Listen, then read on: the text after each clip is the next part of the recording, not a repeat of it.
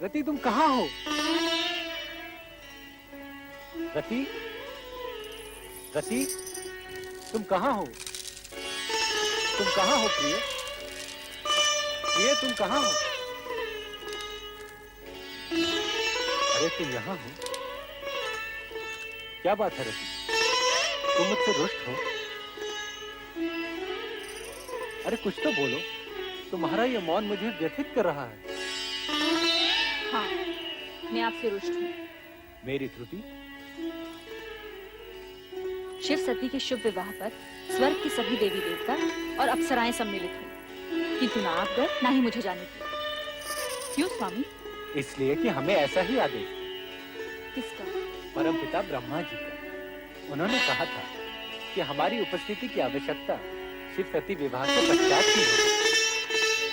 इस बात से परमपिता का तात्पर्य? हमें ही अपने हाव भावों, संकेतों और पुष्प बाणों की वर्षा से शिव और सती में मिलन इच्छा जागृत करनी होगी। उन्हें दाम्पत्य धर्म के निर्वाह के लिए प्रेरित करना होगा।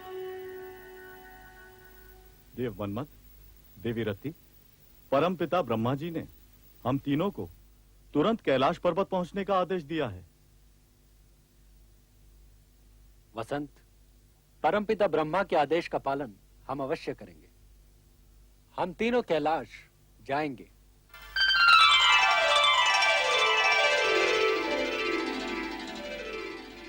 प्रिय, राजमहल का सुख भोगने वाली सती को कैलाश आकर प्रसन्नता हुई या नहीं?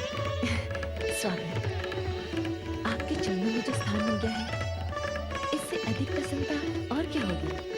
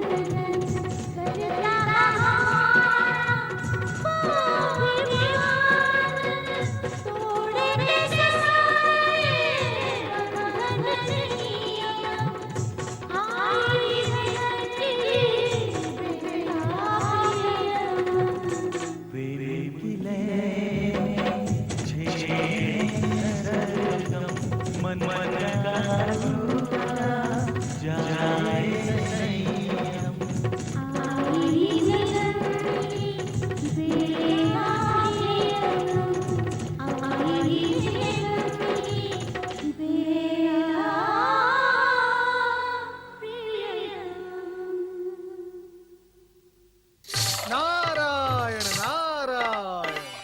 ओम नमो भगवते वासुदेवाय। आओ नारद, आपने शिव सती के आनंद लीला के दर्शन किए अथवा नहीं? प्रभु, वो एक अद्भुत दृश्य था। उस आनंदमय रूप में अलौकिक नवदंपति को देखना स्वयं में एक विचित्र अनुभव था। तो क्या आप इस आनंद लीला का रहस्य समझे नारद? नारायण नारायण, मैं बाल ब्रह्मचारी भला इस गूढ़ रहस्य को कैसे समझ पाऊंगा? श्री हरि, आप इस पर तनिक प्रकाश डाले तो अच्छा होगा। यह प्रकृति और पुरुष का संगम है।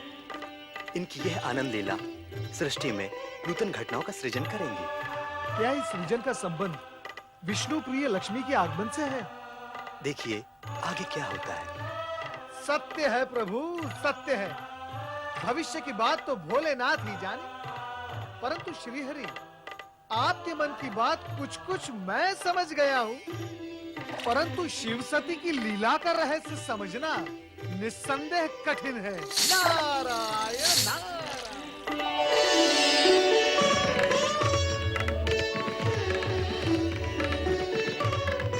क्या देख रही हो देवी? देख रही हूँ आपकी आंखों में छलकते प्रेम को।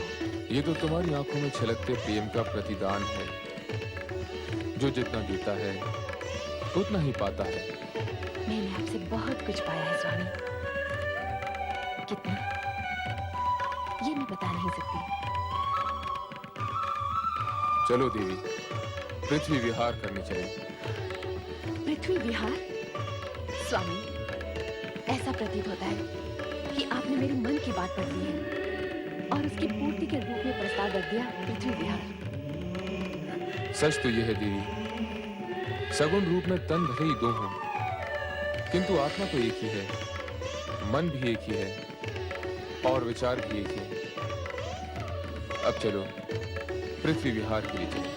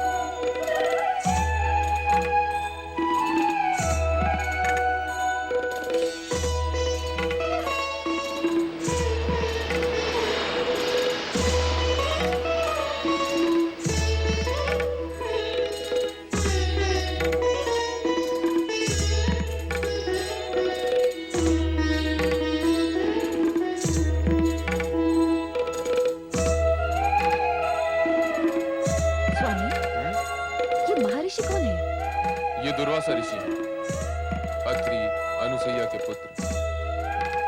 इनका भीषण क्रोध जगत प्रसिद्ध है। इनके क्रोध का परिणाम? जिसके प्रति इनका क्रोध जागृत हो जाए वो घोर संकट में पड़ जाता है। किंतु ऋषि तो वही होता है जिसने काम, क्रोध, मोह को जीत लिया हो। और ऋषि दुर्वासा का क्रोध तो... तुम चुपचाप देखती जाओ, इनके कृत्य से तुम्हें इनका सही परिचय मिल जाएगा। वो देखो दीदी, उस ओर से जो स्त्री आ रही हैं, वो विद्याधरी चित्रांगदा है। अब तनिक देखो क्या होता है।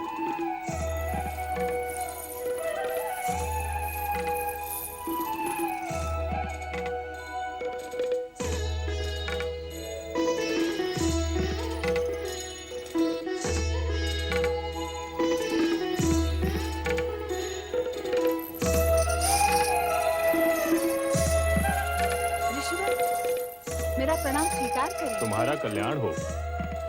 इस अकिंचन की ओर से ये श्रद्धा सुमन आपको अर्पित है, इन्हें स्वीकार करें।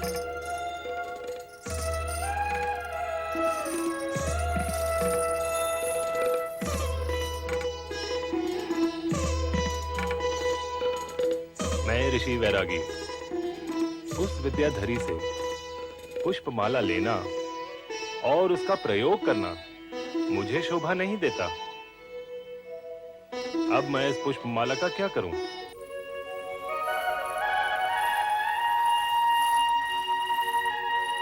इंद्र। स्वामी, पृथ्वी भ्रमण का आनंद ही अनूठा है।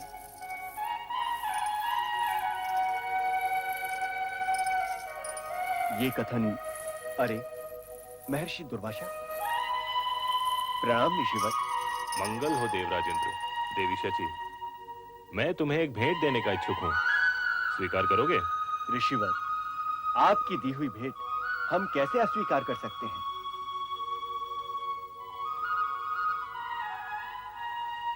आज्ञा दें।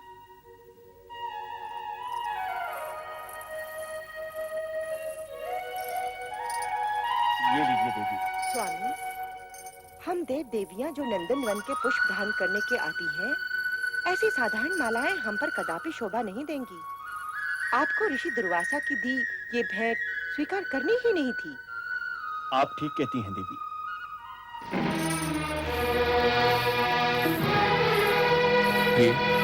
अब हमारा भोजन हो चुका है, चलो कैलाश लौट चलो। शची, देवराज इंद्र, प्रेम से भेंट की हुई मेरी माला का तुमने घोर अपमान किया है। अब तुम्हें इसका परिणाम सहन करना ही होगा। मैं तुम्हें श्राप देता हूँ कि अपनी स्वर्ग संपदा से वंचित होकर तुम और तुम्हारे साथी देवताओं का उस प्रकार स्वर्ग से पतन हो जाएगा जिस प्रकार मेरे द्वारा की हुई माला को तुमने पतित किया है। स्वामी, शीघ्र ही हमारा स्वर्ग जाना आवश्यक है। अहंकार वश ही सही, पर दुर्वासा द्वारा भेंट माला को फेंककर इंद्र और इंद्राणी ने जो अपराध किया, उसके परिणाम स्वरूप दोनों के आनंदपूर्ण भविष्य में अंधकार की कालिमा प्रवेश कर गई और स्वर्ग का संपूर्ण वातावरण हर्षोल्लास से वंचित हो गया। प्रणाम देवेंद्र। प्रणाम देवेंद्र। प्रणाम देवेंद्र। प्रणाम इंद्रदेव।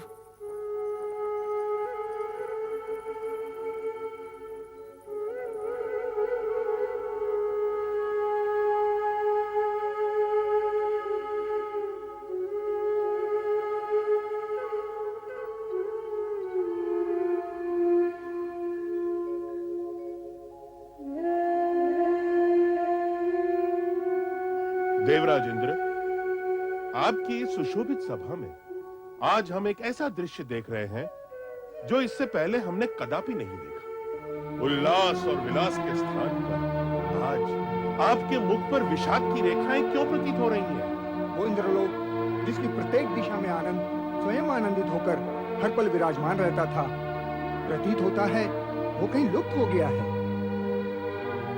देवेंद्र, आपके साम्राज्य का कण कण, जहाँ क्षण प्रतिक्षण अनुपम सौंदर्यवती अप्सरा के रूप में गुणगान किया करता था। जहां गीत, संगीत, नृत्य की स्वर लहरियां सदैव गुंजायमान हुआ करती थी, वहीं आज अशुभ रुदन स्वर जैसे चारों ओर ध्वनित हो रहा है। और देवी इंद्राणी भी भविष्य में घटने वाली किसी घटना की शंका से ग्रस्त दिखाई दे रही हैं। देवेंद्र, इन समस्त स्थितियों का क्या कारण है? देव, आपका ये मौन किसी अनिष्ट का संकेत दे रहा है। यदि आपने मौन व्रत धारण किया है तो हम सबके आग्रह से अपना ये व्रत त्याग दीजिए और हमें बताइए, इंद्रलोक में जो विपरीत परिस्थिति बनाई है, इसके मूल में क्या कारण है? आदरणीय मेघदेव, वरुण देव, वायुदेव, अग्निदेव एवं देवगुरु बृहस्पति जी, आप सभी ने हम दोनों की मनोस्थिति को जानकर जो भी कुछ कहा है वो शब्दशः सत्य। अर्थात मैं और इंद्राणी इस समय अत्यधिक व्यथित, चिंतित एवं कुंठित हैं। कारण यह है कि अब स्वर्ग पर हमारा अधिकार नहीं रहेगा। ये आप कैसे अशुभ वचन बोल रहे हैं देवेंद्र? देवगुरु, मैंने जो कुछ भी कहा है उसमें लेश मात्र भी असत्य नहीं है। महर्षि दुर्वासा के श्राप से यह दुर्घटना किसी भी क्षण घटित हो सकती है। महर्षि दुर्वासा के श्राप से? हम इंद्राणी के कहने में आकर भूलवश दुर्वासा ऋषि द्वारा भेंट की गई माला का अनादर कर और उसी से कुपित होकर उन्होंने हमें ये श्राप दिया है कि दानवों का बल देवताओं की अपेक्षा दोगुना हो जाएगा और हम अपने समस्त देवगुणों के साथ इस स्वर्गलोक से सदा सर्वदा के लिए वंचित हो जाएंगे। देव, आपने ये कैसा अनर्थ कर डाला? महर्षि दुर्वासा का श्राप कभी मिथ्या नहीं हो सकता। वो अपना प्रभाव अवश्य लाएगा। उनके श्राप से मुक्ति निवारण का कोई उपाय नहीं, कोई उपाय नहीं। अब स्वर्गलोक अवश्य नष्ट भ्रष्ट हो जाएगा देवराज इंद्र। हम सभी को इस स्वर्ग संपदा से सदैव के लिए वंचित होना पड़ेगा।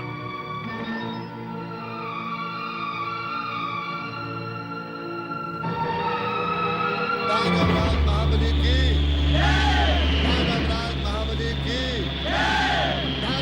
महाबली की महाबली की। महाराज, अपनी सेना को आदेश दीजिए। वो देखिए स्वर्ग। लगता है दुर्वासा ऋषि का श्राप फलित हो रहा है।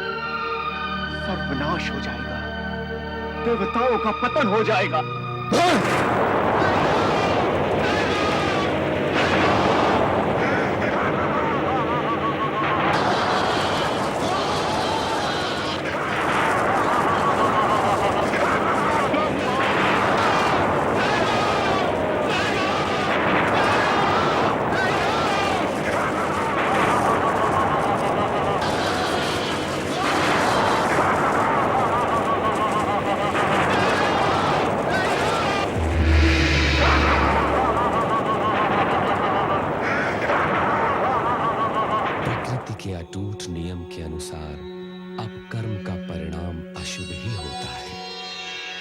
दुर्वासा ऋषि के श्राप के फल स्वरूप स्वर्ग पर असुरों के अधिकार के पश्चात इंद्रादि को स्वर्ग त्यागना पड़ा।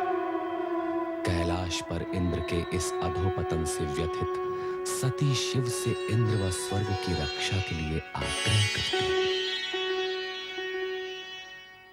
इस भीषण समस्या का कोई तो समाधान होगा स्वामी। मुझे आश्चर्य हो रहा है, आप सब कुछ जानते हुए भी मौन रहे। आपने दुर्वासा ऋषि को रोकने का प्रयत्न भी नहीं किया। देवी, हर किसी को अपने किए हुए कर्मों का परिणाम किसी न किसी रूप में भुगतना ही पड़ता है। विधाता के विधान में हस्तक्षेप करना ब्रह्मा, विष्णु और महेश के लिए भी असंभव है। आप तो करुणा निधि हैं, भक्तों के उद्धारक हैं।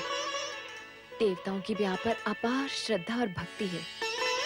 उन्हें संकट से उबारना आपका परम कर्तव्य है। जब हमारे उन भक्तों को हमारे पास आने की प्रेरणा मिलेगी, तब हम अपना ये कर्तव्य अवश्य निभाएंगे। परंतु समय से पहले देवताओं को स्वर्ग सुख का अधिकार नहीं मिल सकता। असुराधिराज स्वर्गाधिपति महाराज बलि की असुराधिराज स्वर्गाधिपति महाराज बलि की महाराज बलि की महाराज बलि की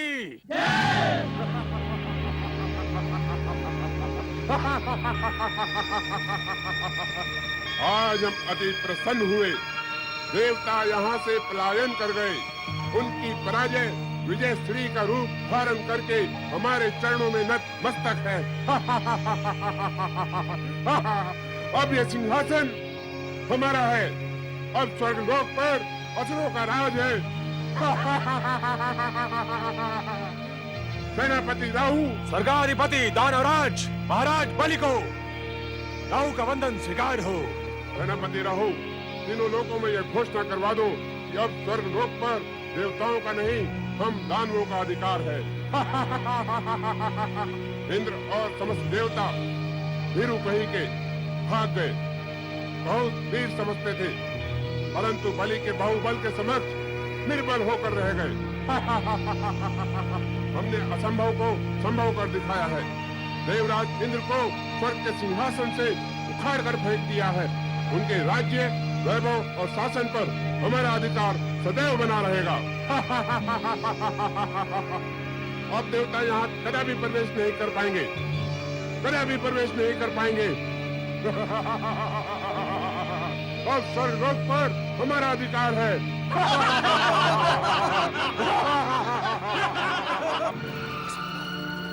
असंभव! स्वर्ग से हमें अपदस्थ करना असंभव है। स्वर्ग हमारा है।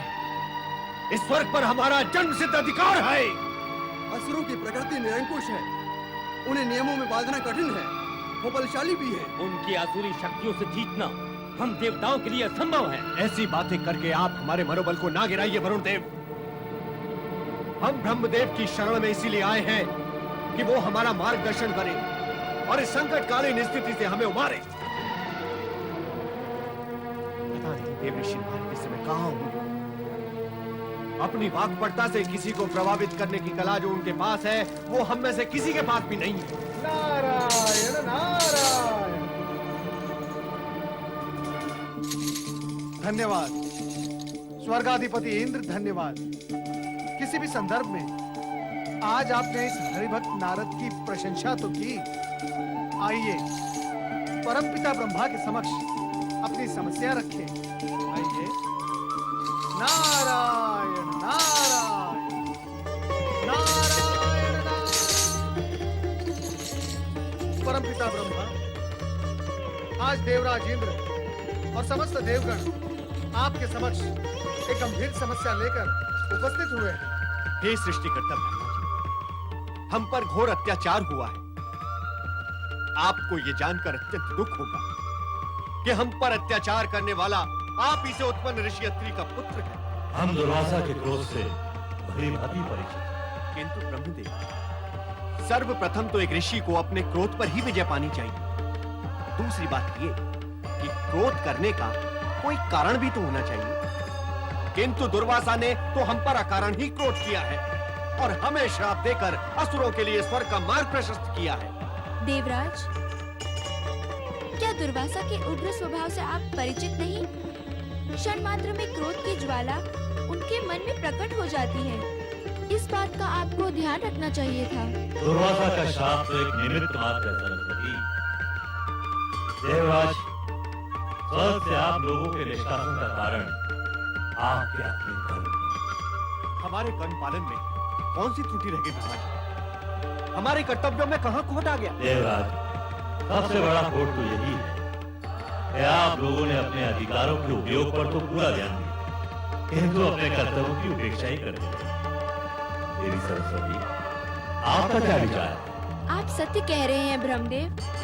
भोग, विलास, आनंद क्रीड़ाओं में रमे देवगण ये भी भूल गए कि इंद्रासन को अपनी जगह पर टिकाए रखने के लिए देवताओं को धर्म, कर्म, पुण्य और जन कल्याण का भी पूरा ध्यान रखना पड़ता है। ये माना कि हमसे कुछ त्रुटियां हुई हैं, किंतु इसका अर्थ ये तो नहीं कि देवताओं से उनका स्वर्गलोक छीन लिया जाए, असुरों को असुरलोक बनाने की छूट दे दी जाए। शांत देवराज शांत। जो घटित हो गया उसे बदला नहीं जा सकता। अब इस विषय में और अधिक विचार विमर्श करने के लिए आप लोगों को भगवान विष्णु के पास जाना होगा। वो देवताओं के परम हितैषी एवं शुभ चिंतक। हे चतुर, यदि नारायण के सम्मुख आप ही हमारा प्रतिनिधित्व करें तो अति उत्तम होगा। भगवान श्री हरि विष्णु आपकी समस्या से अवगत हैं देवराज। आपको मार्गदर्शन मिल गया, किंतु उस पर चलना आप ही का हमें विश्वास है चतुर्भुजधारी विष्णु आपकी समस्या का कोई न कोई समाधान अवश्य ढूंढेगा। जाइए वैकुंठ।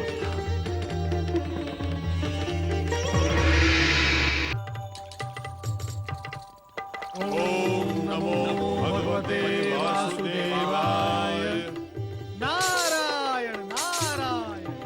हे प्रभु, जगत के पालनहार, इन दुखी देवताओं का उद्धार कीजिए। हे तारनहार, आज तो अनर्थ ही हो गया। दुर्वासा ऋषि के श्राप के प्रभाव से देवताओं का स्वर्ग से निष्कासन और असुरों का शासन हो गया है, यही कहना है ना आपको? किंतु आपको, हम आपकी व्यथा से परिचित हैं। दुर्वासा का शाप एक ऐसी घटना चक्र का प्रवर्तन कर चुका है जिसे रोकना किसी के भी वश में नहीं। किंतु ब्रह्मा जी ने तो मार्गदर्शन दिया था कि पालनहार परमात्मा श्री हरि विष्णु ही देवताओं की सहायता कर सकते हैं। हे श्री हरि, आपने समय समय पर हर मनवंतर में देवताओं को संकट से बचाकर उनका उद्धार किया। हम तो बड़ी आशा लेकर आपके पास आए हैं प्रभु। देवगुरु बृहस्पति जी, यह सत्य है कि हम देवताओं के शुभ चिंतक हैं, किंतु प्रभु, आप त्रिदेवों में सृष्टि के पालनहार हैं। आप ये भली भांति जानते हैं कि सृष्टि के आरंभ से ही स्वर्ग पर देवताओं का अधिकार रहा है। असुरों ने तो अन्याय पूर्वक स्वर्ग में अनाधिकार प्रवेश किया है। उन्हें वहां से हटाकर देवताओं को न्याय दिलाना आप ही के वश में है श्री हरि, आप ही के वश में है। नहीं नहीं, यदि इस समस्या का कोई समाधान है तो वो देवाधिदेव शिव शंकर के ही पास हो सकता है। आप अपनी समस्या उन्हीं के समक्ष रखिए। धन्य है प्रभुओं की लीला। अब आपकी समस्या के समाधान के लिए देवगणों, आपको कैलाश की ओर प्रस्थान करना होगा। पधारिए। नारायण नारायण।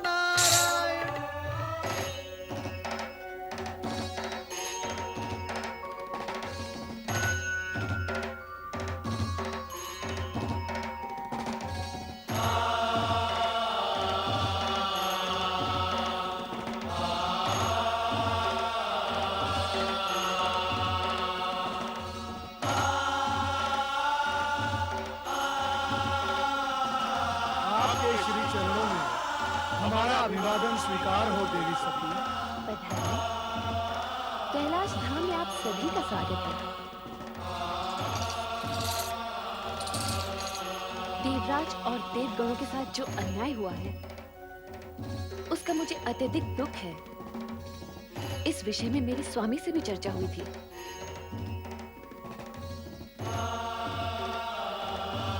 देवाधिदेव महादेव ने क्या कहा देवी सती? कहा तो कुछ नहीं, किंतु उनकी बातों से लगा आपके उद्धार हेतु उनके पास कोई न कोई उपाय अवश्य है। त्रिभुवनपति महादेव शिव शंकर की जय। हर हर हर महादेव। हर हर हर महादेव। हर हर हर महादेव।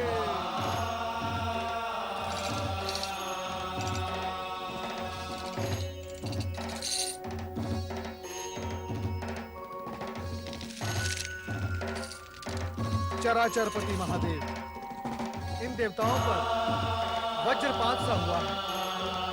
अपने ही निवास से निष्कासित दीनहीन भटकते हुए श्री हरि के आदेश अनुसार आपके पास बड़ी आशा लेकर आए हैं। प्रिय नारद, जो भी घट रहा है नया नहीं है। अच्छाई और बुराई का संघर्ष तो सदा ही चलता रहा है। कभी अच्छाई का पलड़ा भारी तो कभी बुराई का। किंतु सदाशिव, हमने किसी का क्या बुरा किया था? कि क्रोध में ऋषि दुर्वासा ने इतना बड़ा श्राप दे दिया? हम देवों के साथ इतना बड़ा अन्याय? जो अन्याय आपके साथ हुआ है वो कभी असुरों के साथ भी हुआ था। अतः अब जो न्याय होगा वो सुरों असुरों के समान अधिकारों को ध्यान में रखकर ही होगा। आपको मेरी इस बात से आघात अवश्य लगा होगा, किंतु ये सत्य है कि इस समस्या का समाधान सुरों असुरों को मिलकर ही निकालना होगा, और वो समाधान है समुद्र मंथन।